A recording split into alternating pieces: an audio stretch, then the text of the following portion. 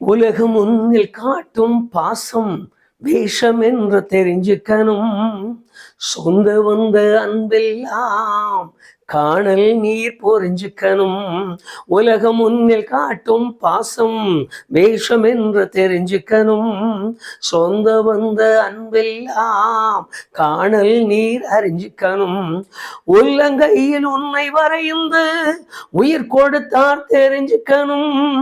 மனிதானி தேடும் அன்பு உலகில் இல்லை புரிஞ்சுக்கணும். மனிதானி தேடும் அன்பு உலகில் இல்லை புரிஞ்சுக்கணும். அன்பு உருவானவர், ஆறுதல் தருபவர், உனக்குள் இருப்பவர், உண்மையுள்ளவர். உன்னுயிரை மீட்க தன் உயிரை தந்த மன்னாதி மன்னன் இயேசு அன்பை மறந்து அன்பில்லா உலகில் மனிதன் அன்பை தேடுகிறான். கடல் அலைகள் நடுவினிலே அவன் அமைதியை தேடுகிறான். நிழலை நிஜம் என்று எண்ணி ஏமாந்து போகின்றான். வாழ்வில் நிம்மதி இல்லாமல் அவன் எங்கெங்க ஓடுகிறான். அன்பில்லா உலகில் மனிதன் அன்பை தேடுகிறான். கடல் அலைகள் நடுவினிலே மன அமைதியை தேடுகிறான். நிழலை நிஜம் என்று எண்ணி ஏமாந்து போகின்றான்.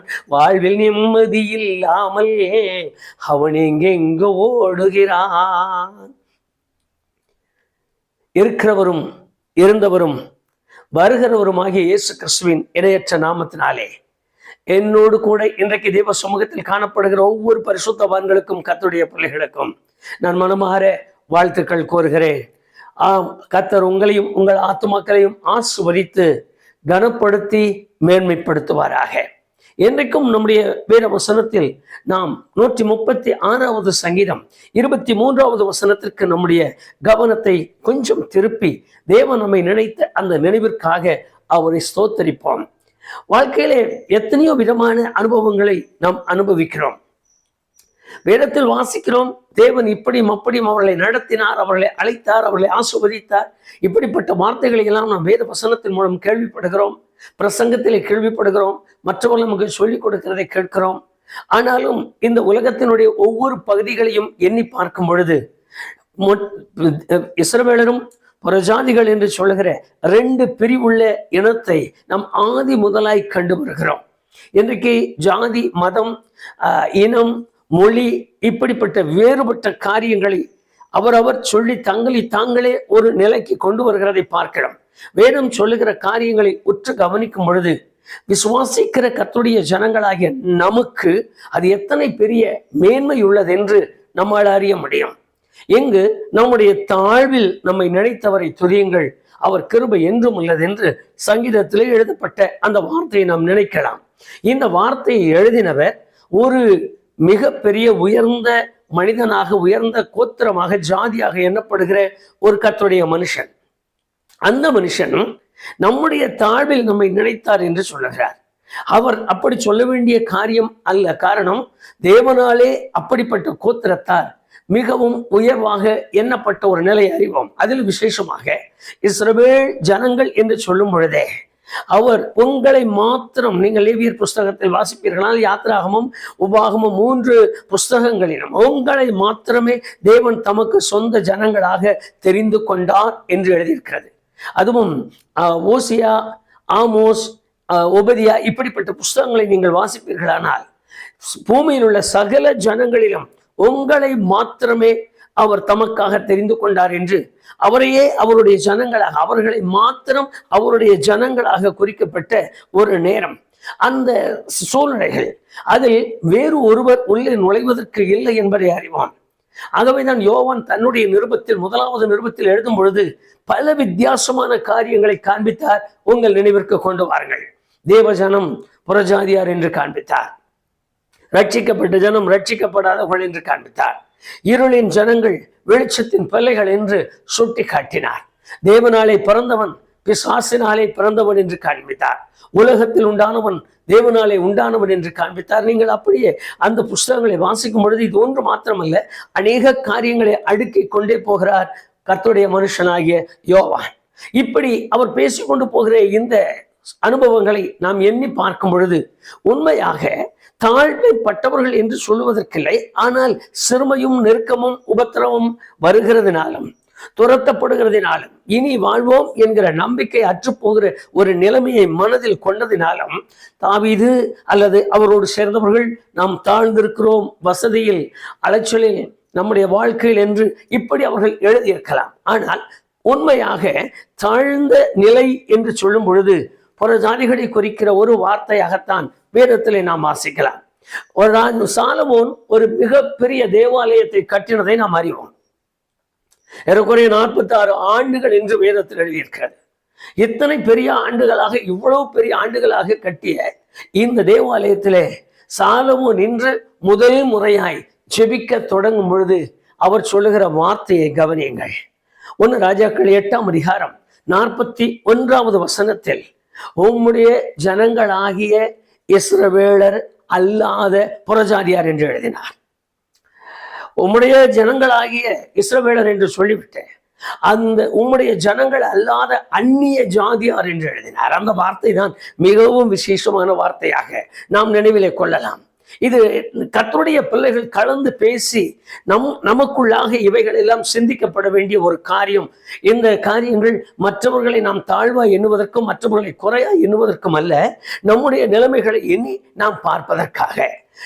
இஸ்ரவேலர் ஜாதி அல்ல, உம்முடைய ஜனமாகிய இஸ்ரவேலர் அல்லாத அந்நிய ஜாதியார் என்று எழுதினார். தாழ்வுக்குரிய மக்கள் இன்று அவர்கள் கருத்தில் அதை கொண்டார்கள் என்பதை நாம் அறிய முடியும். லூக்கா சுவிசேஷம் 1ஆம் அதிகாரம் 77வது வசனத்தை வாசிடுவார்கள்.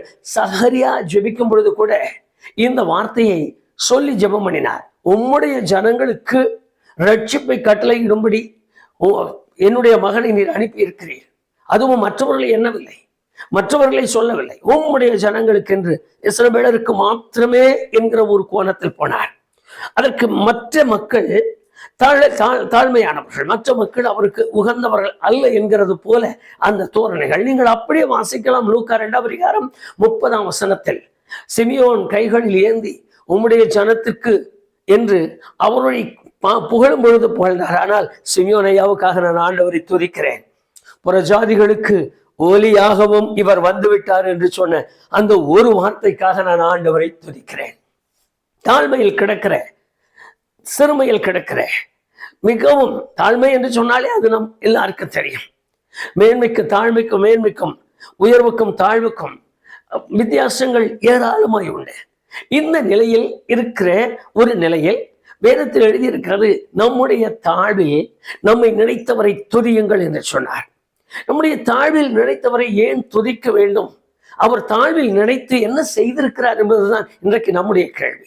அவர் தாழ்வில் நினைத்தது உண்மைதான். அவர் என்னுடைய வறுமையிலும் சிறுமையிலும் நெருக்கத்திலும் இருக்கிற ஒரு மனிதனை நினைத்தார். சாரி, நான் இப்பொழுது அந்த காரியங்களை குறித்து நம்ம 2 மக்களையும் பார்த்தோம். 2 மக்களே இஸ்ரவேலுக்கு உண்டாயிருக்கிற அவ்வளவு ஆசீர்வாதங்களையும் நமக்கும் சொந்தமாய் கொடுக்கும்படி இயேசு கிறிஸ்து வானங்களை விட்டு பூமிக்கு மனுஷ அவதாரமாய் இறங்கி தன்னுடைய சொந்த ரத்தத்தை சிந்தி தன்னுடைய மிகுந்த கிருபையினாலே இருதரத்தாரையும் ஒன்றாக்கினார் என்று எழுதியிருக்கிறது. அவருக்கு 1000 கோடி துதிகள் உண்டாகட்டும். இருதரத்தாரையும் ஒன்றாக்கினார். ஒரே இரத்தத்தினாலே ஒரே சிருஷ்டியாய் மாற்றினார் என்று எழுதியிருக்கிறது. அவர் இஸ்ரவேலர் என்ன தகுதியோ, இஸ்ரவேலர் அப்படி பட்ட மக்களாய் புறஜாதியில் இருக்கிற மக்கள் மாறும்படி இருதரத்தாரையும் ஒன்றாக்கி தாழ்வை தூக்கி எறிந்தார் என்று எழுதியிருக்கிறது. அவருக்கு மகிமை உண்டாகட்டும். வேற்றுமையை களைந்து போட்டார், வித்தியாசமான உணர்வை களைந்து விட்டார். நானும் நீயும் பெரிது என்பதற்கு அல்ல, நாம் ஆண்டவருக்குள் ஒன்று என்கிற ஒரு நிலையை கொண்டு வந்தார். ஆகவேதான் அவர் சொல்லும் பொழுது அப்போஸ்தலனாகிய பவுல் சொன்னார், நாம் ஒருவருக்கொருவர் கிறிஸ்துவின் அவயவங்களாய் இருக்கிறோம் என்றார். கர்த்தருக்கு மகிமை உண்டாகட்டும். கிறிஸ்து என்கிற ஒரு சரீரத்தில் நீங்களும் நானும், புறஜாதிகளும் இஸ்ரவேலரும் நானும், யூதனும் நானும் ஒன்றாயிருக்கிறோம் என்பதுதான் இந்த வேதத்தினுடைய முழுமையான காரியம்.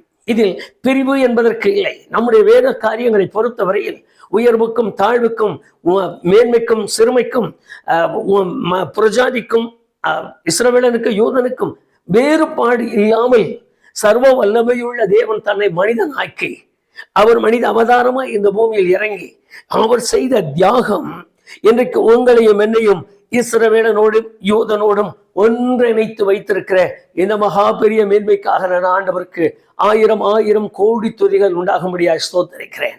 காரணம், தாழ்வில் நம்மை நினைத்தவரை துதியுங்கள். நம்முடைய தாழ்வில் நம்மை நினைத்தார் என்பது உண்மையாகும் என்பதை முதலாவது நம் மனதிலே கொள்ள வேண்டும். மற்ற மக்களினுடைய சிந்தனைக்கு நம்ம கொண்டு வர வேண்டாம். ரட்சிப்புக்கு தூரமானவர்கள், தேவராஜ்யத்திற்கு தூரமானவர்கள், கர்த்தருடைய மகிமைக்கு தூரமானவர்கள், கர்த்தராலே கிடைக்கிற ஆசீர்வாதத்திற்கு தூரமானவர்கள், இவைகளை எல்லாம் எண்ணி பாருங்கள். இவை எல்லாவற்றிலும் நான் தாழ்ந்தவன். தூக்குவதற்கும் எடுப்பதற்கும் அணைப்பதற்கும் மக்கள் இல்லை.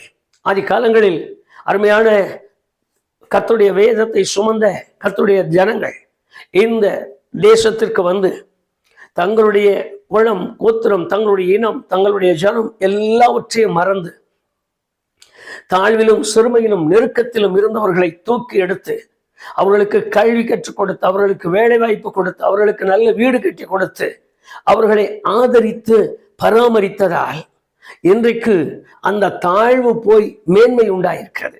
இதற்கு காரணம் இயேசு என்னும் ஒருவருடைய இரத்தம் மாத்திரமே.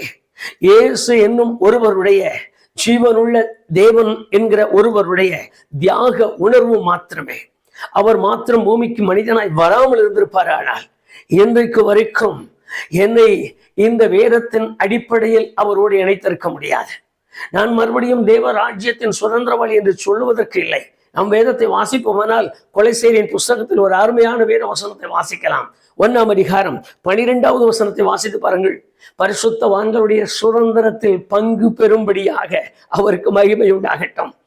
என்னோடு கூட என்னை கேட்டுக்கொண்டு என்னோடு கூட இந்த ஜெப வேளையில் பங்கு கொள்ள வேண்டும் என்று விரும்புகிற என் அருமையான கர்த்தருடைய மனுஷனே, யாரா இருந்தாலும் சரி, ஒருவேளை இந்த பூமியில் பரதேசியா எண்ணப்படலாம், தாழ்வா எண்ணப்படலாம், ஒதுக்கப்பட்டவனா எண்ணப்படலாம், புறம்பாக்கப்பட்டவனா எண்ணப்படலாம், அல்லது ஒரு மனுஷனாலும் கவனத்திற்கு கொண்டு வராத ஒரு மனுஷனாய் இருக்கலாம், ஒரு மனுஷியா இருக்கலாம், அல்லது யாருமே கண்டு கொள்ளாத ஒரு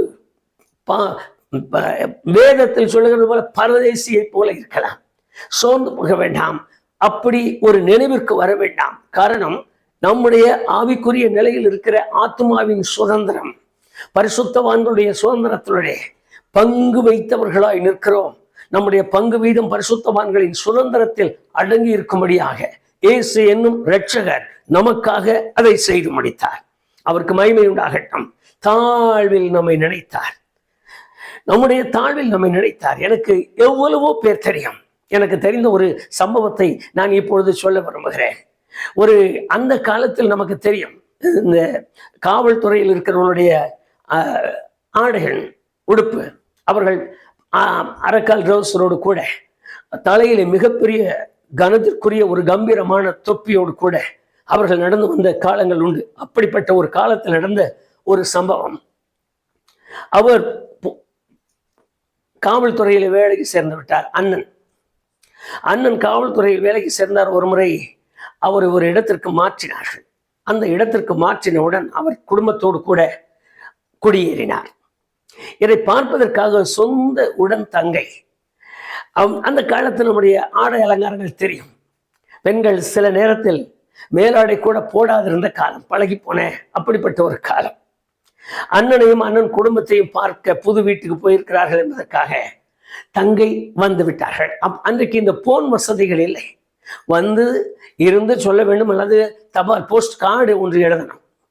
அந்த கார்டு எழுதினா அது அவங்க கையில கிடைச்சு அவங்க புறப்பட்டு பஸ் பிடிச்சு வரணுங்கிற ஒரு பெரிய காரியத்தில் தங்கை வந்து விட்டார். வந்த தங்கை எந்த ஸ்டேஷன்ல போய் பார்க்கறதுன்னு துணி பயம். அந்த பயத்துக்கு அங்க போகல, பஸ் ஸ்டாண்ட்லேயே நின்றுட்டாங்க. அண்ணன் வர்ற வழியில டியூட்டி முடிச்சுட்டு எப்போ வருவாரு, இந்த ஸ்டேஷன் இருக்காரர் வர்ற வழியை பார்த்து பேசாமல் நின்றுட்டுருக்காங்க.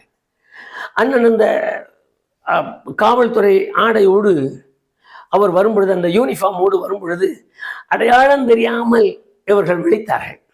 அண்ணனுக்கு தெரிஞ்சு போச்சு தன்னுடைய தங்கை தான். அவர் தொப்பியை கழட்டிட்டு கையில கோளோட பக்கத்துல போய் ஒரு குற்றவாளியை பேசுகிறது போல, எப்போ வந்த, எங்கிருந்து வந்த, எல்லாம் கேட்டுட்டேன், வீட்டுக்கு வரணும்னு வந்திருக்கா, நான் உங்களை வேண்டான்னு சொல்லலை, முன்பக்கம் வர வேண்டாம், பின்பக்கமா வந்துரு. அருமையான கர்த்தருடைய பிள்ளையை, ஒரு சாதாரண உடன் பிறந்த இரத்த சம்பந்தமான உறவுள்ள ஒருவர் ஒரு உத்தியோகத்தில் இருக்கிறார் என்பதற்காக தன்னுடன் பிறந்த தன் சொந்த சகோதரியை கூட பழகுவதற்கு, பேசுவதற்கு, இப்படி இருக்கிறார்கள், நான் இப்படி இருக்கிறேன், இதுதான் உன் தங்கையான்னு கேட்பார்கள். குடம் தெரியும், கோத்திரம் தெரியும், இன்னார் என்று தெரியும், கல்வி தெரியும், எங்க வீடுன்னு தெரியும், இதெல்லாம் மனதிலே கொண்டு இப்படி சொல்லியிருப்பார். ஆனால் இன்றைக்கு நம்முடைய நிலையை எண்ணி பாருங்கள். என்னுடைய தாழ்வில் என்னை நினைத்தவரை துதிக்கிறேன், அவருக்கு மகிமை உண்டாகட்டும். நம்முடைய தாழ்வில் நம்மை நினைத்தவரை துதியுங்கள், அவர் கிருபை எங்கும் உள்ளது என்று சங்கீதத்தில் தாவீது சொன்னார். ஏன் இந்த தாழ்வில் நினைத்தவரை நான் துதிக்க வேண்டும்? தாழ்வில் அவர் என்னை மாத்திரம் நினைத்து எனக்கு என்ன செய்தார்? நான் தாழ்மைப்பட்ட நிலையில் அவர் என்னை அழைத்தார், தாழ்மைப்பட்ட நிலையில் அவர் என்னை ரட்சித்தார், தாழ்மைப்பட்ட நிலையில் மேன்மையாக்கினார். அப்படிப்பட்ட ஒரு உணர்வுக்கு நாம் வந்து விடுவோம். நம்முடைய காரியங்கள் எல்லாம் இப்பொழுது விட்டு விடுவோம். உயர்வு, தாழ்வு, நமக்கு இருக்கிற அந்த உத்தியோகம், சம்பாத்தியம் எல்லாவற்றையும் மறந்து விடுங்கள். இப்போ நான் சொல்லுகிற காரியம், தாழ்வில் நம்ம ஏன் அவர் நினைக்க வேண்டும்? புறஜாதிகளுக்கு அவர் வேத புஸ்தகத்தில் எழுதி இருக்கிறது, அவர் வந்த பின்புதான் இந்த காரியங்களை சம்பவித்தது. அவர் வந்தார், அங்கும் இங்குமாய் பார்த்தார், ஒரே ஒரு வார்த்தை சொன்னார். மத்தேயு சுவிசேஷம் 28வது அதிகாரத்தில் வாசித்து பாருங்கள். உலகம் எங்கும் போங்க, சகல ஜாதிகளை சீசராக்குங்கள், ஒரே ஒரு வார்த்தையாய் சொன்னார். அங்கு தாழ்வு உயர்வு என்பதற்கு அவர் இடம் கொடுக்கவில்லை. உயர்ந்தவன், தாழ்ந்தவன், பணக்காரன், படிக்காதவன், ஏழை, எளியவன் என்கிற வார்த்தைக்கு அவர் இடம் கொடுக்கவில்லை. அவர் சொன்ன ஒரே ஒரு வார்த்தை, உலகம் எங்கும் போ, சகல ஜாதிகளுக்கு சுவிசேஷத்தை பிரசங்கம் பண்ணு, சகல ஜாதிகளையும் சீசராக்கு, அதை எனக்கு ஒப்பானவனாய் நான் மாற்றுவதற்காக. வேதத்தில் எழுதியிருக்கிறது. யோவான் 2ஆம் அதிகாரம் 1வது வசனம் 3வது வசனத்தில் பாருங்கள், அருமையான வேத வசனம். அவருக்கு ஒப்பா இருக்கும்படி தெரிந்து கொண்டாராம். அவருக்கு மகிமை உண்டாகட்டும், அவருக்கு எப்பொழுதும் துதிக்கான மகிமை உண்டாகட்டும், அவருக்கு ஒப்பா இருக்கும்படி தெரிந்து கொண்டாராம். சரி, அவர் ஏன் நான் அவரை துதிக்க வேண்டும் என்கிற ஒரு சில காரியங்களை நாம் வாசிக்கலாம். ஏசாயா தீர்க்கதரிசன புஸ்தகம் 45ஆம் அதிகாரம் 17வது வசனத்தில் அங்கு எழுதின ஒரு வசனம், நீ கலங்காமலும் வெட்கப்படாமலும் இருக்கும்படி நம்மை தெரிந்து கொண்டாராம். கர்த்தருக்கு மகிமை உண்டாகட்டும்.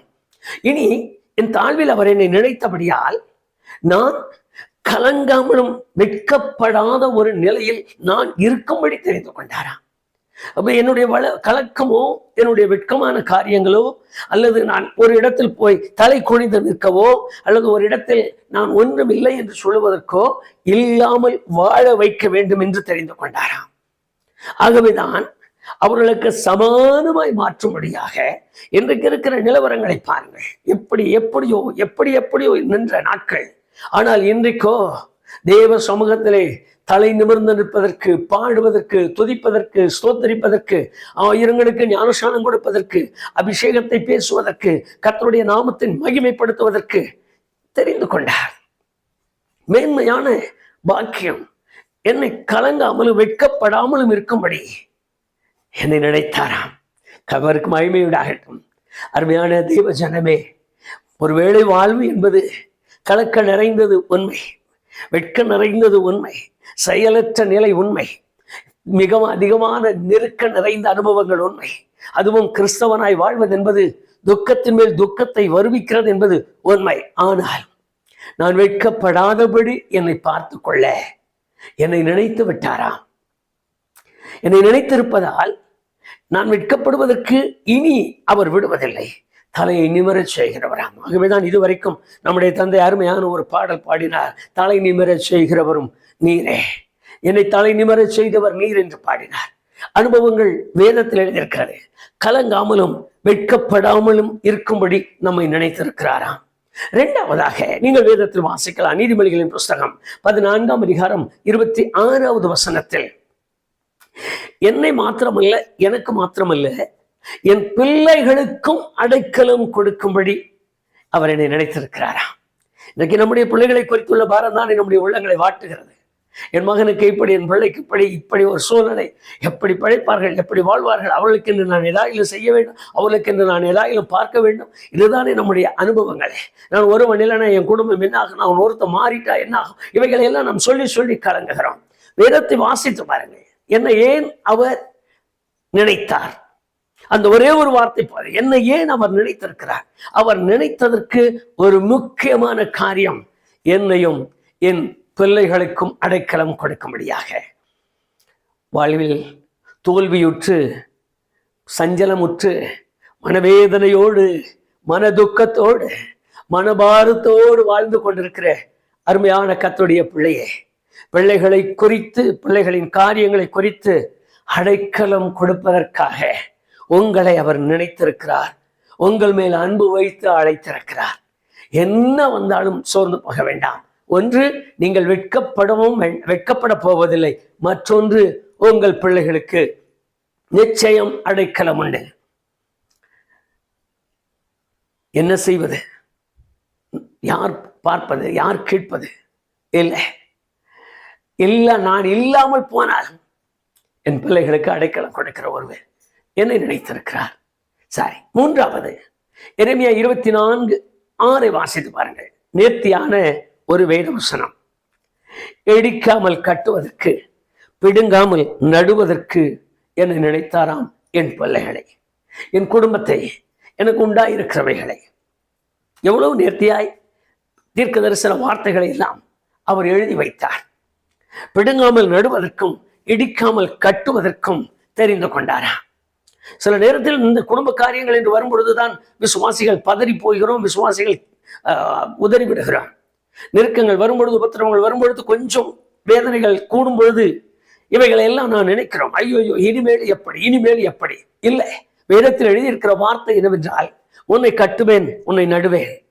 நடுகிறது நான் வளர்ந்து பெருகுவதற்கு, கட்டுவது அநேகருக்கு முன்பு சாட்சியாய் நிலையாய் நிற்பதற்கு. இவைகளை எல்லாம் நாம் மனதிலே கொள்ளுவோம். வேதம் நமக்காக சொன்ன எத்தனை நேர்த்தியான வார்த்தைகள் என்று பாருங்கள். நான்காவதாக, அவர் என்னை நினைத்ததற்கு காரணம், ஏசாயா தீர்க்க தரிசன புஸ்தகம் 46வது அதிகாரம் 13வது வசனத்தை வாசித்து பாருங்கள். மகிமைப்படும்படியாக, மகிமை அவர் என்னை மகிமைப்படுத்தும்படியாக, மற்றொன்று நான் எந்த நிலையிலும் மகிமைப்படும்படியாக. இவைகளை எல்லாம் நம்முடைய மனதிற்குள் ஆழத்திலே பதித்து, ஆண்டவரே இவ்வளவு காரியங்களுக்காக என்னை நினைத்திருப்பேனானால் நான் ஏன் கலங்க வேண்டும்? நான் ஏன் பதற வேண்டும்? நான் ஏன் மனம் சோர வேண்டும்? நான் ஏன் மனசங்கடத்துக்குள்ளாக வேண்டும்? இந்த நினைவு என்னை நீர் நினைத்திருக்கிறேன், என் தாழ்வில் என்னை நினைத்திருக்கிறேன், நான் உம்மை துதிக்கிறேன். நீர் ஒன்றும் செய்யலைன்னு சொல்ல வேண்டாங்க. நீர் இது வரைக்கும் எங்களுக்கு இது காட்டலை. எங்களுக்கு ஒரு சொந்த வீடு இல்லை, எங்களுக்கு ஒரு காடு இல்லை, எங்களுக்கு ஒரு சொந்த வேலை இல்லை, எங்களுக்கு சொந்தமான காரியத்தில் நாங்கள் எதுவுமே செய்ய முடியல, சொந்த தொழில் இல்லை, சொந்த வருமானம் இல்லை, நாங்கள் இன்னும் அடிமையாயிருக்கிறோம். நினைக்கவே வேண்டாம். காரணம், என்னை நினைத்திருக்கிறார். என்னை நினைத்தவர் 4 வித்தியாசமான காரியங்களை செய்யும்படி, என்னை வெட்கப்படாமல் வாழும்படி நினைத்திருக்கிறோம், வாழ செய்யும்படி நினைத்திருக்கிறார். என் பிள்ளைகளுக்கு அடைக்கலம் கொடுக்கும்படி என்னை நினைத்திருக்கிறார். என்னை கட்டி எழுப்புவதற்கு, என்னை நட்டு பலம் தருவதற்கென்று நினைத்திருக்கிறார். நான்காவதாக என்னை மகிமைப்படுத்தும்படி, என் மூலம் அவர் மகிமைப்படும்படி, அவரை நான் மகிமைப்படுத்தும்படி என்னை நினைத்திருக்கிறார்.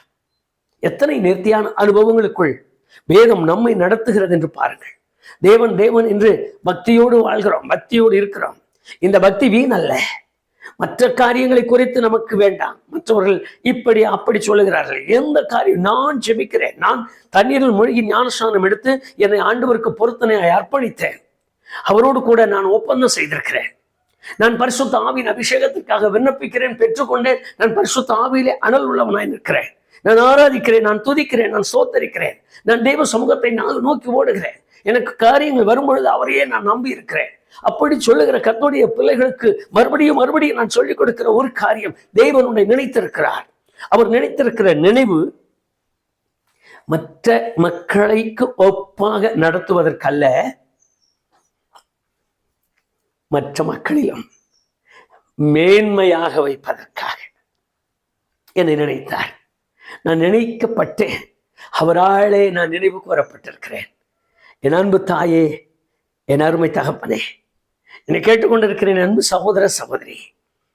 வாழ்க்கை என்பது போராட்டங்கள் நிறைந்தது. பூமியில் இருக்கும் வரைக்கும் மனுஷனுக்கு நோவு உண்டு, வேதனை உண்டு, வியாதி உண்டு. ஆனால் இவைகளின் நடுவிலே என்னை நினைத்திருக்கிறவன், என்னை மகிமைப்படுத்தவும் என் மூலம் மகிமைப்படவும் காத்து கொண்டவராக தீர்மானித்து நினைத்தார், திட்டமிட்டு நினைத்திருக்கிறார். உங்களை மாத்திரமல்ல, உங்கள் பிள்ளைகளுக்கு அடைக்கலம் கொடுக்கும்படி, உங்களுக்காக மாத்திரமல்ல, இனி வரும் சந்ததி முழுவதையும் கட்டி நாட்டும்படி. அதோடு நிற்கவில்லை. நான் ஜீவிய காலம் முழுவதும், என் பிள்ளைகளின் ஜீவிய காலம் முழுவதும், என் சந்ததியின் காலம் முழுவதும் என்னை கொண்டு மகிமைப்படும்படியாக, என்னை மகிமைப்படுத்தும்படியாக அவருக்கு மகிமை உண்டாகட்டும். அவருடைய பாதத்தில் முழுமையாய் அர்ப்பணிக்கலாம்.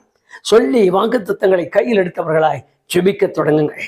நீங்கள் ஜெபிக்கும் பொழுது சொல்லி பாருங்கள், என் தாழ்வில் என்னை நினைத்தவரே நான் உம்மை துதிக்கிறேன் என்று சொல்லுங்கள். அந்த தாழ்வில் எதற்காக நினைத்தேன் என்கிற உணர்வோடு கூட, நன்றிப்பா, நன்றியோடு உம்மை துதிக்கிறோம். சர்வ பூமிக்கும் ஆண்டவராய் இருக்கிற எங்கள் தேவனாய் கர்த்தாவே, இந்த வேலைக்காக நாங்கள் உமக்கு நன்றி சொல்லுகிறோம். நாங்கள் வேதத்தை திறந்தோம், எங்கள் தாழ்வில் எங்களை நினைத்தீர் என்று நாங்கள் வாசித்தோம். எங்கள் தாழ்வில் எங்களை நினைத்திருப்பதின் நோக்கத்தை வேதவசனத்தின் மூலம் நாங்கள் அறிந்து கொண்டோம். ஒன்று, நாங்கள் வெட்கப்பட்டு வாழக்கூடாது என்பதற்காக எங்களை நினைத்திருக்கிறீர். மற்றொன்று, எங்கள் பிள்ளைகளின் வாழ்வு, எங்கள் பிள்ளைகளுக்கு அடைக்கலம் கொடுத்து ஆதரிக்கும்படி நினைத்திருக்கிறீர். ஒன்றாவது, எங்களை கட்டி எழுப்பவும் எங்களை நட்டு பலன் தர வைக்கவும் எங்களை நினைத்திருக்கிறீர். எல்லா காரியங்களுக்கு அதிகமாய் எங்களை மகிமைப்படுத்தவும், எங்கள் மூலம் நீர் மகிமைப்படவும் எங்களை நினைத்திருக்கிறீர் என்று நாங்கள் இப்பொழுது அறிந்து கொண்டோம். ஆண்டவரே, வாழ்க்கை நொந்து மனவேதனையோடு சங்கடத்தோடு பிரச்சனைகளை சுமக்க முடியவில்லை, கடன் பிரச்சனைகளை சுமக்க முடியவில்லை, மற்ற காரியங்களை நிமித்தமாக மனம் உடைந்த பலவீனத்தாலே, நோயினாலே, சங்கடத்தினாலே, மன நிம்மதியற்ற நிலையினாலே நான் என்ன செய்வது, எனக்கு இப்படி என் குடும்பத்தில் பிரிவு, என் குடும்பத்தில் பிளவுகள், என் மகள் ஒருபுறம், என் மகன் ஒருபுறம், என் கணவர் ஒருபுறம், நான் ஒருபுறம், இப்படி அங்கலாய்க்கிற எத்தனையோ குடும்பங்கள் உண்டு. ஆண்டவரை தொழுது கொள்ளுகிற குடும்பங்கள் பிளவுள்ளதாக, ஆண்டவரை தொழுது கொள்ளுகிற குடும்பங்கள் நெருக்கம் உள்ளதாக, ஆண்டவரை தொழுது கொள்ளுகிற குடும்பங்கள் மிக பிரச்சனை உள்ளதாக, ஆண்டவரை தொழுது கொள்ளுகிற குடும்பங்கள் மனதளவில் பாதிக்கப்பட்ட, மனநிலை பாதிக்கப்பட்ட மக்களாகவே காணப்படுகிற அநேகர் உண்டு. எங்கள் தேவனாகிய கர்த்தாவே, நீர் அவர்களோ ஒருவராய் தனித்தனியாய் நினைத்தருளும்படியாய் ஜெபிக்கிறோம். வேதத்தில் எழுதியிருக்கிறது, நம்மை தாழ்வில் நினைத்தவரை என்று எழுதியிருப்பதால் நீர் எங்களை நினைத்திருக்கிறீர் என்று நாங்கள் விசுவாசிக்கிறோம். யார் எல்லாம் நினைத்திருக்கிறீரோ ஆண்டவரே, அவர்கள் வாழ்க்கையில் இப்படிப்பட்ட ஆசீர்வாதத்தின் அடையாளங்களை நீர் உண்டு பண்ணுவீராக. யாரெல்லாம் உம்மாலை நினைவு கூறப்பட்டார்களோ ஆண்டவரே, உம்மை நினைத்தவர்களையும் நீர் நினைத்து அவருடைய வாழ்க்கையில் எழுதப்பட்ட, நாங்கள் வாசித்த ஒவ்வொரு ஆசீர்வாதங்களும், ஒவ்வொரு வாக்குத்தத்தங்களும் அடையாளமாய் காணும்படி செய்வீராக. இன்று முதலாய், இந்த நாள் முதலாய் அவர்கள் வாழ்க்கையில் ஒரு நிம்மதி என்கிற ஒரு காரியத்தின் தொடக்கம் முதலாய் ஆண்டவரே முழுவதும் நீர் நினைத்திருக்கிறீர் என்பதற்கு அடையாளமாய் மாறட்டும். அற்புதங்கள் நடக்கட்டும், அதிசயங்கள் நடக்கட்டும். ஆண்டவரே, அவர்கள் கேட்டுக்கொள்கிற, வேண்டிக் கொள்கிற காரியங்கள் அவர்களுக்கு வாய்க்கட்டும். அவர்கள் மேல் நீர் அன்பு வைக்கிறதுனாலே அவர்கள் உண்மையிலே பலன் கொண்டு வாழ்வதற்கு அவர்களை திடப்படுத்தும். சத்தியமுள்ள வார்த்தைகளை கொண்டு அவர்களை ஆறுதல் படுத்தும். அவர்கள் வேதம் வாசிக்கும் பொழுது உம்முடைய வார்த்தைகளை கொண்டு அவர்களோடு பேசி அவர்களை நிம்மதிப்படுத்தும். ஆண்டவரே, எத்தனை பெரிய வியாதி ஆனாலும் என் பிள்ளைக்கு அவர் அடைக்கலம் என்கிற அந்த நம்பிக்கையை பெற்றோருக்கு தாரும். பிள்ளைகளுக்கு தேவன் எனக்கு அடைக்கலம் என்கிற ஆழமான உணர்வு தாரும். தேவன் என்னை இடிக்க மாட்டார், கட்டுவார். தேவன் என்னை பிடுங்க மாட்டார், அவர் நடுவார் என்கிற அப்படிப்பட்ட ஆழமான விசுவாசத்திற்குள்ளாய் அவர்களை மாற்றித்தாரும். எல்லாவற்றுக்கு அதிகமாய் என்னையும், என் பிள்ளைகளையும், என் குடும்பத்தையும் மகிமைப்படுத்தியே தீர்வார் என்கிற அந்த உயர்வான நம்பிக்கையோடு கூட அவர்கள் உம்மை மகிமைப்படுத்தும்படி அவர்களுக்கு கிருபை தாரும். தாழ்வில் என்னை நினைத்திருக்கிறார் என்று சொல்லி சொல்லி அவர்கள் பாடட்டும். அந்த மேன்மை அவர்களை மூடி மறைக்கும்படி செய்வீராக. அதிசயமான செயல்களால், அற்புதமான கிரியைகளால் அவர்களை ஆட்கொள்ளும். அவர்களுக்கு உண்டாகிற அவிசுவாசங்கள் அவர்களை விட்டு நீங்கி போகட்டும்.